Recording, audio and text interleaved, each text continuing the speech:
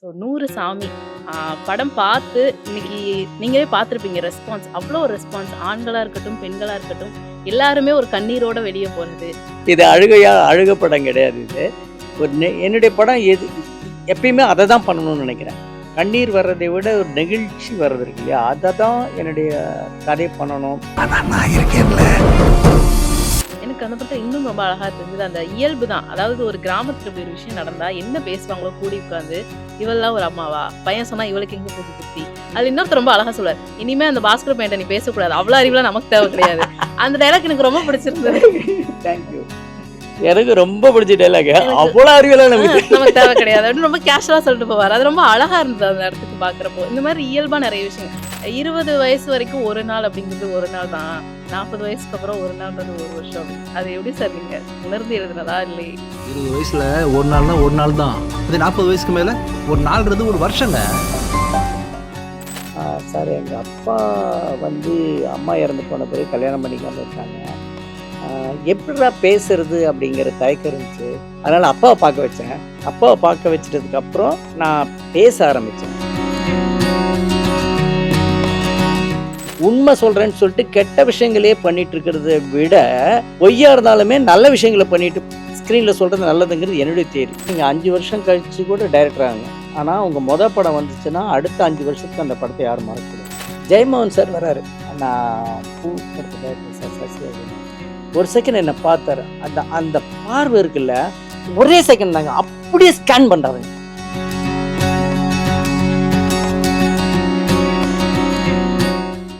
எங்களுக்கு பாஸ்கரை பார்க்கும்போது wow what a man, nice son அப்படின்ற மாதிரி இருந்தது.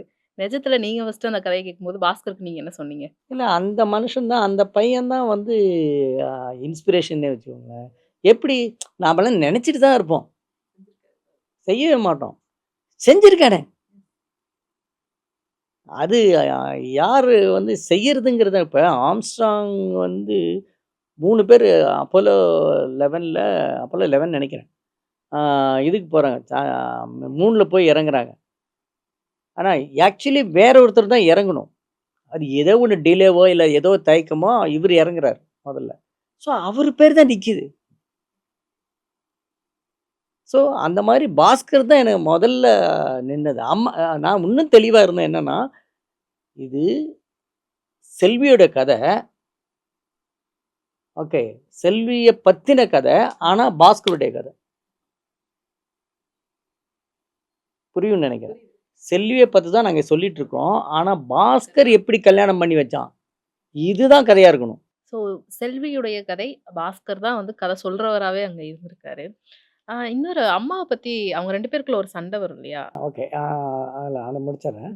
ஸோ ரொம்ப தெளிவாக ஒரு விஷயம் எனக்கு என்ன இருந்ததுன்னா, இது பாஸ்கருடைய கதையை தான் சொல்கிறோமே தவிர செல்வியுடைய கதை கிடையாது. ஆனால் செல்வியுடைய வாழ்க்கையை பற்றி தான் சொல்கிறோம். பாஸ்கர் எப்படி கல்யாணம் பண்ணி வச்சாங்கிறது தான் சொல்கிறோம் அப்படிங்கிறதுல நான் உறுதியாக இருந்தேன். So Bhaskar is the hero in this. கண்டிப்பா. இதுல முக்கியமான ஒரு கேரக்டர் மோட்சம் அவங்களுடைய கேரக்டர். ரியல் லைஃப்ல அவங்க எப்படி இதுல அவங்க அத காப்பாத்துவாங்க அந்த மாதிரி ஒரு விஷயம். ரியல் லைஃப்ல அவங்க எப்படியான ஒரு பழக்கம்? இல்லை, ஒரு போல்டான லேடி அவங்க. ஹியூமரஸான லேடி. நல்ல காமிக் சென்ஸ் இருக்குது. சிரிச்சுக்கிட்டே இருப்பாங்க அவங்க. அந்த மாதிரி இதில் தான் எடுத்துக்கிட்டேன்.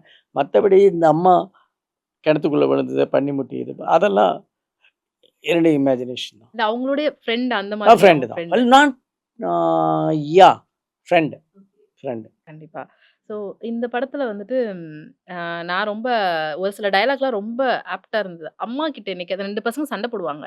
அப்போ அம்மாவ நான் ராணி மாரி பார்த்துப்பேன். ராணி மாரி பார்த்து கிழிச்ச, அம்மா முகத்த பார்த்து நீ என்னைக்காவது பேசியிருக்கியா? ஊருக்கு வந்தா ஃபோன்ல இருப்ப, இல்ல ஃபோன்ல யார் கூடயாவது இருப்ப?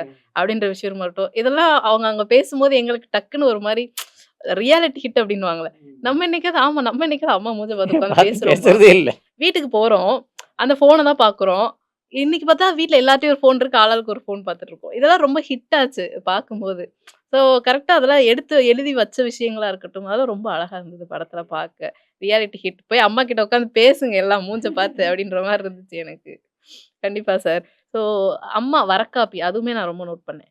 தனியா இருக்க அம்மான்னு இல்ல, தனியா இருக்க ஒருத்தவங்களுக்கு தானா சமைச்சுக்கிறதுங்கிறது யாருமே பண்ணாத ஒரு விஷயம். இப்ப என்ன கேட்டீங்கன்னா, "நீ ஒரு ஆளுக்கு என்ன சமைக்க?" அப்படின்ற மாரி இருக்கும்.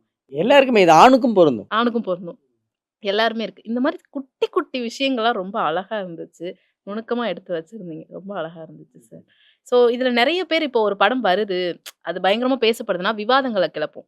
இப்ப இந்த படம் என்ன மாதிரியான விவாதங்கள இந்த சமூகத்துல கொண்டு வரும்னு நீங்க நினைக்கிறீங்க? படம் முடிஞ்சு போற நெறையா கேர்ள்ஸ் ஆகட்டும், பாய்ஸ் ஆகட்டும் என்ன சொல்ல நெறைய பாய்ஸ் பேசுனாங்க. என்னன்னா, "ஆ சார் எங்க அப்பா வந்து அம்மா இறந்து போன பிறகு கல்யாணம் பண்ணிக்காம இருக்காங்க. எப்பிட்றா பேசுறது?" அப்படிங்கிற தயக்கம் இருந்துச்சு. இப்ப நான் இந்த படத்த நான் முதல்ல பார்த்துட்டு எனக்கு மறுபடியும் எனக்கு தயக்கம் தான். அதனால அப்பாவ பார்க்க வச்சேன். அப்பாவ பார்க்க வச்சுட்டதுக்கப்புறம் நான் பேச ஆரம்பிச்சேன். அப்பா "why don't you get married?" அப்படின்னு நான் பேச ஆரம்பிச்சேன். இந்த தைரியத்த குடுத்துருக்கு. ஆனா அப்பா வேண்டான்னு சொல்ட்டாரு. அப்ப முடியாதுங்கிறாரு. அது வேற விஷயம். இது இது ப்ரொலாங் ஆகும். நான் மறுபடியும் பேச்சு எடுக்கலாம். ஆனா அந்த பேசுற தைரியத்த குடுத்துருக்கு இந்த படம் வந்துச்சு. அதுதான் ஒரு படத்தினுடைய சக்சஸ் ஆகும்னு நெனைக்கிறேன். இது நூறுசாமி இத பண்ணியிருக்கு. கண்டிப்பா. ஆ இந்த படத்துல நான் நான் படம் பார்க்க போனப்போ ஒரு செட் ஆஃப் ஆண்கள் வந்து படம் பார்க்க வந்திருந்தாங்க. அப்போ ஒரு இடத்துல வந்து அவ்வளோ நேரம் அமைதியா படம் பார்த்தவங்க, ஒரு இடத்துல பயங்கரமா கை தட்டுனாங்க. அது என்ன இடம் அப்டின்னா, அந்த இவங்க வந்து செல்வி கல்யாணம் பண்ணிக்க போறாங்கன்னு தெரிஞ்சோனே, அவங்க குடும்பமா வந்து உட்காந்து பேசிட்டு இருக்கப்போ, உங்க அம்மா கேட்பாங்க, "இவளுக்கு இன்னும் அடங்கலடி" அப்படின்னு சொல்லிட்டு ரொம்ப ஆக்ரோஷமா சொல்லுவாங்க. பதிலுக்கு இவங்க, "என் என் புருஷன் செத்தப்போ என் பிள்ளைகள பார்த்துக்க என் கூட வந்து இருன்னு சொன்னப்போ நீ வந்தியா? 66 வயசுல உன் புருஷன் தானே முக்கியம். அப்போ உனக்கு இன்னும் அடங்கலையான்னு" கேட்டோனே, அங்க இருக்க ஒரு செட் ஆஃப் ஆண்கள் பயங்கரமா கை தட்டுனாங்க. எனக்கு அத பார்க்கும்போது, அப்போ ஆண்களுக்கு இந்த விஷயம் புரியுதுல்ல. Uh what a man need, woman also need அப்டின்ற ஒரு விஷயம் இருக்கு. சி இப்ப ஆர்ட்டுங்கிறதே அதாம்மா. அதாவது எல்லாருக்கும் அதாவது ஆ அவங்களுக்கு நேரடி வாழ்க்கையில அத ஃபேஸ் பண்றதுக்கு ஒரு தயக்கம் இருக்கும். ஆ எதிர்த்து பேசுவாங்க. ஆனா ஒரு சினிமா என்ன பண்ணும்னா, காதல் பண்றது தப்பில்லையே அப்படின்னு ஒரு ஜாதி சங்கத்த சேர்ந்தவனையும் அது வந்து மறக்கடிக்கும். ஆனா அதுக்கப்புறம் போய் பண்றானா இல்லையாங்கிறதுல வேற விஷயம். ஆனா படத்துல அவன பார்க்கறதுக்கு பிடிக்கும். அதே மாரி அந்த அவங்க வந்து அது கை தட்டுறாங்க அப்படின்னா வந்து தன்ன மறந்த ஒரு ஆர்ட் அத பண்ணிடுது. சினிமால அத பார்க்கறது பிடிக்குது அவங்களுக்கு. அல்ல சினிமாலயாவது அட்லீஸ்ட் அத சப்போர்ட் பண்றாங்க. அதனால தான் திரும்ப திரும்ப அது பொய்யா இருந்தாலுமே நல்ல விஷயங்கள சொல்லிட்டு இருக்கிறது தப்பு இல்ல அப்படிங்கிறது என்னுடைய இது. உண்மை சொல்றேன்னு சொல்லிட்டு கெட்ட விஷயங்களே பண்ணிட்டு இருக்கிறத விட, பொய்யா இருந்தாலுமே நல்ல விஷயங்கள பண்ணிட்டு ஸ்க்ரீன்ல சொல்றது நல்லதுங்கிறது என்னுடைய தியரி. கண்டிப்பா சார். இயக்குனர் சசி அவர்கள், தனி மனிதர் ஒரு சசி அப்டின்னா, இந்த 2 பேருக்கும் இருக்க ஒரு ஒற்றுமை என்ன? வித்தியாசம் என்ன? இயக்குனர் சசிக்கும், தனி மனிதர் சசிக்குமா? ஆ இயக்குனர் சசி வந்து ரொம்ப ரெஸ்பான்சிபிளான கை. ஆ தனி மனித சசிங்கிறது அவ்வளோ ரெஸ்பான்சிபிளாங்கிறது எனக்கு தெரியல. ஏன் இது சார்? ஓகே. இல்ல அப்படி சொல்ல முடியலம்மா. எனக்கு தனி மனித சசியிலேருந்து தான் இயக்குனர் சசியே வர முடியும். நான் வந்து எப்படி சொல்றது? ரொம்ப பயங்கர அக்ரெசிவா எதுலயும் இருக்க மாட்டேன். ரொம்ப என்ன சொல்றது? ரொம்ப லேசியாவும், ரொம்ப இதாவும் அப்படியும் இருக்க மாட்டேன் நானு. ஒரு ஒரு மாடரேட்டா இருப்பேன் எல்லாத்துலயும். ஆ சினிமா வந்து சினிமான்னு வர்றப்போ, ஒரு டைரக்டரா வர்றப்ப என்னை யாரும் குறை சொல்லிடக்கூடாது. எப்படி தனி மனித வாழ்க்கையில வந்து எப்படி ஆ என்னுடைய கார நிறுத்துறதுனா, எவ்வளோ மேக்ஸிமம் லெஃப்ட்ல கொண்டு போய் நிறுத்தணுமோ அவ்வளோ நிறுத்துவேன். யாரும் தொந்தரவு பண்ணிடக்கூடாது அப்படிங்கிறதுல. அது ஒண்ணு தான் ரீசன். மத்தபடி கார் அடிபடுறது அதெல்லாம் எனக்கு முக்கியமா இல்ல. இப்ப என் பொண்ணு கார் கத்து குடுக்கும்போது கூட நான் என்ன சொல்றேன், "இதுவரைக்கும் டூ வீலர் ஓட்டிட்டு இருந்த, கீழ விழுந்தா நீ அடிபடுவ. அது எனக்கு பிரச்சனை இல்ல. இந்த டூ வீலர் போய் ஏத்தி சாகுறதெல்லாம் யாரும் கிடையாது. ஓகே. ஆனால் கார் அப்படி இல்ல. இத வந்து ஒரு சின்னதா யார் மேல இது இடிச்சிட்டாகுது, அவங்க பைக் மேல இடிச்சிட்டா அப்படின்னா, அது போய் விழுந்து இது பண்றது ரொம்ப அதிகமானது.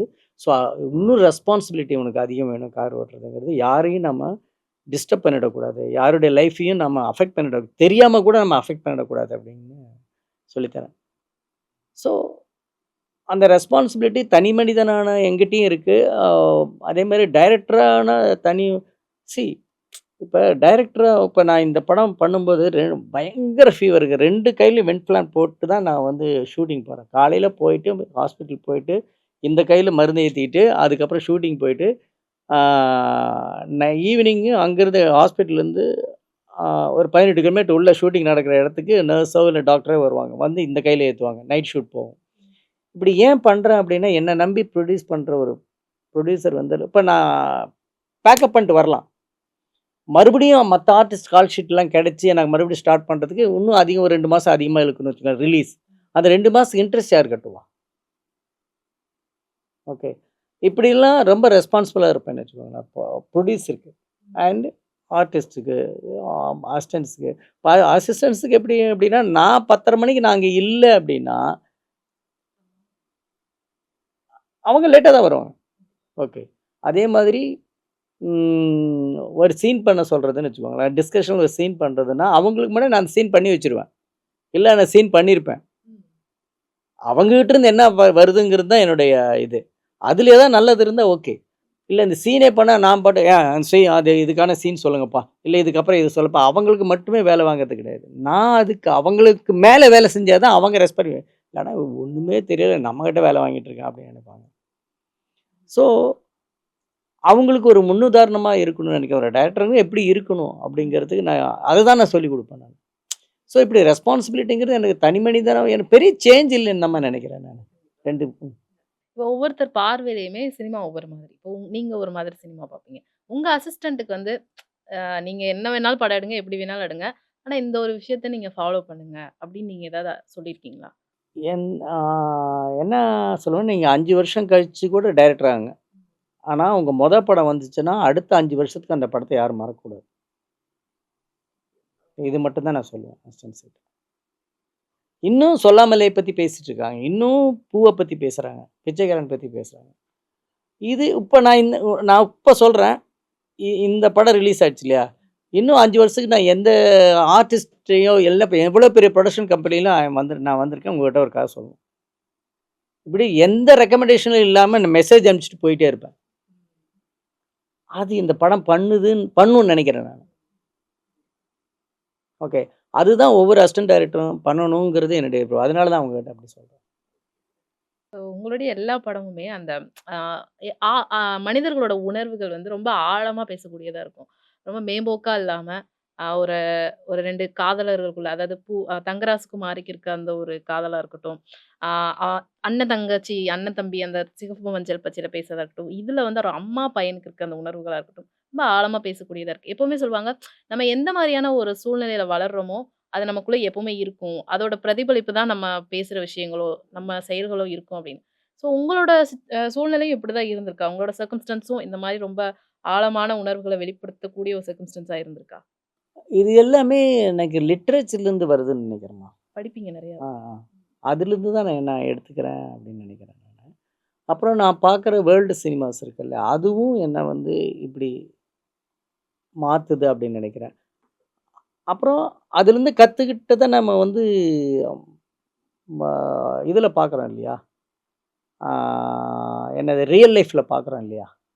இப்போ உங்களை மாதிரி ஒருத்தர் வந்து உங்களுக்கு என்ன 20+ தான் இருக்கணும். அது 30ஸ்க்கெல்லாம் போகிறதுக்கு சான்ஸே இல்லை எனக்கு தெரிஞ்சு. 25 அரௌண்ட் 25 இருக்கலாம். அது கூட நீங்கள் பேசுகிற பேச்சை வச்சு தான் சொல்கிறேன். வந்து பார்த்தப்ப பிலோ 20 தான் பார்க்குறப்ப. நீங்கள் பேசுகிறத வச்சு இல்லை கண்டிப்பாக 25 இல்லாமல் இந்த மெச்சூரிட்டி இருக்காதுன்னு தோணுது எனக்கு. 25 தான். Okay okay. இந்த அப்சர்வேஷன்லாம் எங்கே இருந்ததுன்னா ஒரு ரைட்டரை பார்க்குறேன் நான் எஸ் ராமகிருஷ்ணன் சார் வந்து என்னோட நெய்பர் ரைட்டர். ஓகே. அப்போ அந்த அப்பார்ட்மெண்ட்டில் இருக்கேன். அங்கே நான் வந்து பேட்மிண்டன் விளையாண்டுருக்கேன். சின்ன பசங்க கூட சேர்த்து பேட்மிண்டன் விளையாண்டுருக்கேன். ஜெயமோகன் சார் வராரு எஸ் ராமகிருஷ்ணன் சாரை பார்க்குறதுக்கு. நான் வந்து அப்போ தான் பூ ரிலீஸ் ஆகிடுச்சு. நான் தைரியமாக போயிட்டு அது வேர்வையோடு போயிட்டு, சார் நான் பூ படத்தை டைரக்டர் சார் சசி அப்படின்னாரு. ஒரு செகண்ட் என்னை பார்த்தாரு. அந்த பார்வை இருக்குல்ல, ஒரே செகண்ட் தாங்க அப்படியே ஸ்கேன் பண்ணுறாருங்க. ஸ்கேனிங் தான் கரெக்டான வார்த்தை. அப்படியே ஸ்கேன் பண்ணுறாரு, நல்லா தெரியுது. இவர் அப்படியே என்ன ஸ்கேன் பண்ணுறாரு அப்படின்னு தெரியுது. இது ஒரு கிரியேட்டர்கிட்ட வந்துரும்னு நினைக்கிறேன். அப்படிதான் நான் உங்களை ஸ்கேன் பண்ணுறேன். நான் உங்களை ஸ்கேன் பண்ணது ரொம்ப கம்மி. ஆனால் அவர் பார்த்த ஒரு நொடி இருக்குல்ல, எனக்கு ஒரு அந்த எக்ஸ்ரேங்கிற ஒன்று விஷயங்கள்ல ஸ்கேனிங்க்கு அது என்ன சொல்லுவாங்க லென்ஸா, அதெல்லாம் ஒன்றுமே இல்லை. அப்படி பார்த்தாரு. அது நான் அது கண் கூட பார்க்குறேன் நான். பார்த்துட்டு என்ன சார் சொன்னாரு? இல்லை அது பார்த்துட்டு ஹலோ அப்படிங்களா அப்படின்னு சொல்லிட்டு போயிட்டாரு. நான் அந்த அந்த செகண்ட் அப்படியே மைண்டில் நிற்கிது. எப்படி திடீர்னு ஒரு 1000 ரேஸ் உள்ள டவால்னு அடிச்சுன்னு வச்சுக்கோங்க, நமக்கு எப்படி இருக்கும் அந்த மாதிரி அந்த பாரு. ஸோ அப்படி எல்லாத்தையும் அப்சர்வ் பண்ண கற்றுக் கொடுத்து லிட்ரேச்சர் கற்றுக் கொடுக்கும். கண்டிப்பா. அதான் நெறைய படிச்சவங்க கிட்ட வந்துட்டு கொஞ்சம் ஜாக்கிரதையா தான் இருக்கணும் அப்படின்னு சொல்லுவாங்க. நிறையெல்லாம் படிக்கிறது இல்லைம்மா. அது அதான் எல்லாம் வந்துருதே சார். Yeah, ஸ்கேன் டக்குன்றதுக்குள்ள ஸ்கேன் பண்ணிடுறீங்க. இவங்க இப்படி அப்படின்ற அளவுக்கு. ஸோ கண்டிப்பா சார் நெறைய விஷயம் வந்துட்டு ஷேர் பண்ணிக்கிட்டீங்க. 100 சாமி வந்துட்டு கண்டிப்பா எல்லார் மனசுலயும் நீங்க சொல்ற மாரி இன்னும் ஒரு 5 வருஷம் கழிச்சு கேட்டாலுமே ஏழுமலையும், செல்வியும் எல்லார் மனசுக்குள்ளேயும் இருப்பாங்க. கூட வந்த கேரக்டர்ஸும் இருப்பாங்க. Thank you so much sir. நெறைய விஷயம் பகிர்ந்துக்கிட்டீங்க. ரொம்ப ரொம்ப நன்றி. தேங்க்யூ. தேங்க்யூ.